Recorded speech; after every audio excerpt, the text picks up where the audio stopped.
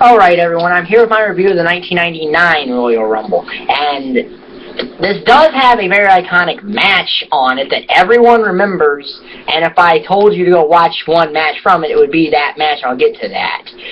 But this is my review of the 1999 Royal Rumble, as I said before. We are in the pond in Anaheim, California. So 2 straight years in California. Man, do they love California and Florida for these Royal Rumbles, because it's by far those 2 states have been the most visited in this entire series so far. So opening match is the Road Dogg versus the Big Boss Man. Not much here. 1-star match. Boss Man wins with a sidewalk slam. Yay, I guess. Our second match is for the Intercontinental Championship. Ken Shamrock versus B.A. Billy Gunn. Someone explain to me why the WWE ever tried to push Billy Gunn as a single superstar. He was much better as a tag wrestler. He's not good as a single wrestler. This match is 1-star too. Shamrock wins with the ankle lock. And this 1-star is because of psychology in it, because Shamrock works on Billy Gunn's ankle, which had been previously injured. So there's psychology in there. That's why it gives it the 1-star. Without that psychology, this would be a half-star at best. The extra half-star makes it the psychology in there. Yeah. So our next match is for the European Championship, Gangrel versus X-Pac. This is the only championship match Gangrel ever had in the WWE, and the match isn't that good. Finish comes, Gangrel throws X-Pac up in the air, but X-Pac catches him with the X-Factor, gets him 1, 2, 3, retains the European Championship. 1-star here. We're not starting off too good, are we? No, you only have to put your... Because I'm only 3 matches in, and the max star right now is 3. So, woo! Our next match is a strap match for the Women's Championship. It's Sable versus Luna. Not a good match here either. Make another 1-star match. This was the introduction of Tori to the WWE, but that doesn't add anything to their match rating. It's a very bad strap match. Because 1, it goes less than 5 minutes, which is always bad for a strap match, because it's one of those matches that needs a tad more than 5 minutes.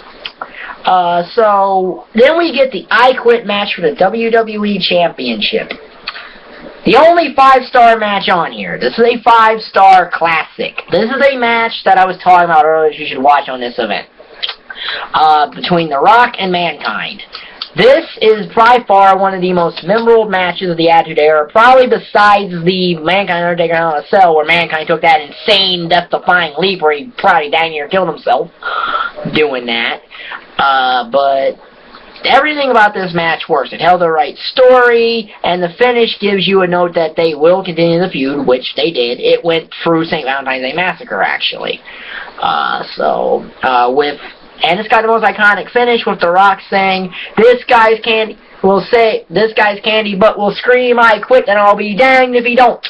And he puts a microphone in front of Mankind, who's unconscious, and Shane McMahon, over the loudspeaker, plays a audio clip of Mankind earlier saying, "I quit, I quit, I quit," and Rock wins the title and becomes the 2-time WWE champion.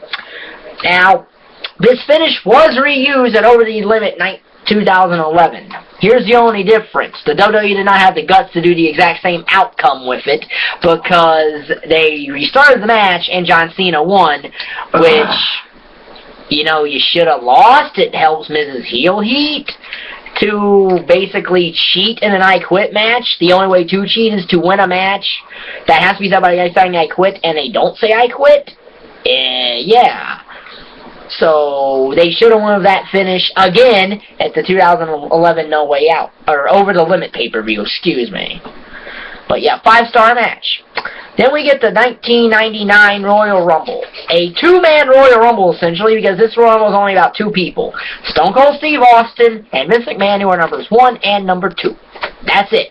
They share the endurance record at 59 minutes, even though neither of them are in the ring consecutively for 59 minutes.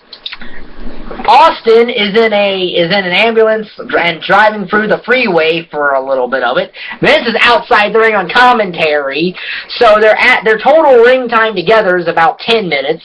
Austin's about 20 of his 59 has been in the ring. But the technical final four in this Rumble are Stone Cold, Owen Hart, D'Lo Brown, and the Big Boss Man. I say the technical final four because the idiot on commentary, Michael Cole, forgetting that Mr. McMahon's in the Royal Rumble, says the final four are Triple H, Stone Cold, Boss Man, and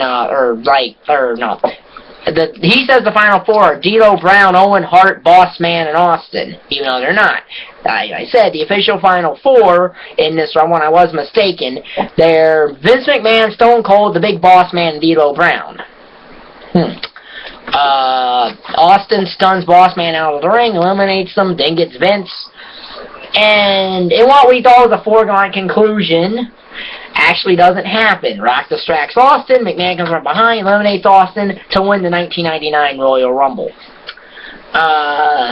Because this is a two-man Rumble, and they filled it with a whole bunch of nobodies, I mean, besides Austin and Rock, besides Austin McMahon, who's really at all named in this, besides Triple H? Okay. You got Triple H, you got all the DX, that's all well and good, but then you got Gangrel, Draws, Big Boss Man, and all the Mabel showed up only and all this, and it's a two-man Rumble essentially, and I do think that the right booking decision was made looking back on it. But again, you have to, from the forefront, originally when people think about this and review it, they think about, well, if they didn't go the way they were, how would WrestleMania work, and how would you have gotten Austin to The Rock? Well, that's explained at the St. Valentine's Massacre. In fact, it's explained the next night when Vince actually forfeited his right as number one contender of WrestleMania, which then Shawn Michaels read a very obscure rule in the rule book that's quite frankly never been enforced again because the Rollins never forfeited the WrestleMania title shot. That said, the runner-up of the Rumble in a case like that would get the title shot, which is how Austin got it, but he had to go for Vince in a cage match at St. Valentine's Massacre to do it. So, because this Royal Rumble match is a 2-star Rumble match. That's it. So, yeah, in case you're adding and curious, I'm going to tell you this Rumble will be an F. 11. It was 11. Because it's an 11 out of 30. So, and there's only one 5-star match. There's one 5-star match, 4 4-star matches, and a 2-star match. 4 1-star matches. 4 1-star matches and a 2-star match. This pay-per-view is an F. It's the worst of the Attitude Era, believe it or not. So, because like I said, the Attitude Era was really good, but it doesn't have the best Royal Rumble record. So, the next Rumble in this series is 2000, which, since Mae Young has just died, I get to talk about Ms. Rumble 2000 in that, which was won by Mae Young. That's interesting. So if you like this video, hit the like button down there, subscribe, and thanks for watching. Bye-bye.